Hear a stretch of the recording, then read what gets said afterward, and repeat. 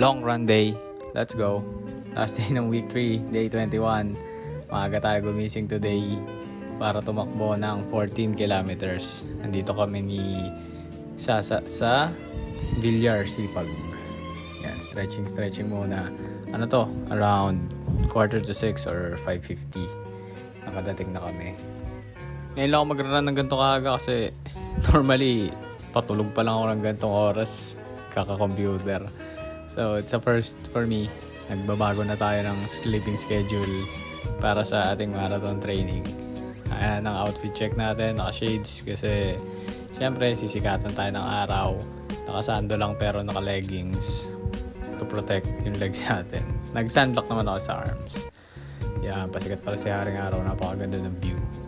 So ang tatakbuhin ko today, 14 kilometers, isa sa is 16. So mauna ako matapos sa kanya. 1 kilometer, hindi pa tayo masyadong naiinitan, kaya naghubad muna tayo ng ating shades. Dami na namang kwento itong asawa ko. May nakakilala pa sa kanya. Dami daw siyang fan dito. Sikat. Feeling sikat. Yeah, so dire-diretso lang takbo namin hanggang 5 kilometers. Eto, nakaka-train na tayo. Tuloy-tuloy lang. Nakakapaglabas pa ng dila. Hindi pa pagod.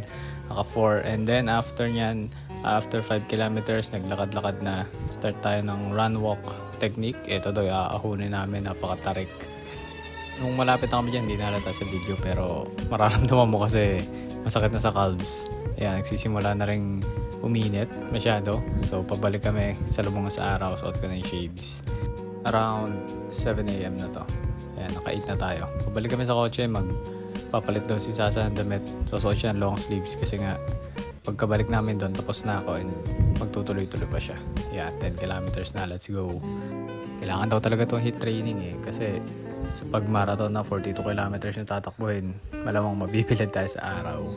And dito, nakabalik na kami. Binigay ko na sa kanya yung sombrero, nakapag long sleeves na siya, patapos na ako.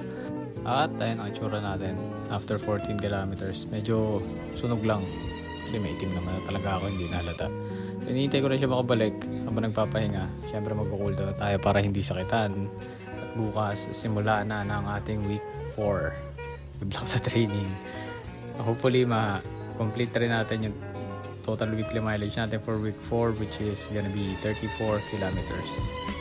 And so far, wala pa naman tayo nami-miss na training or na incomplete na days or weeks. Kaya, progress is looking good for us. Ayun lang. Thank you.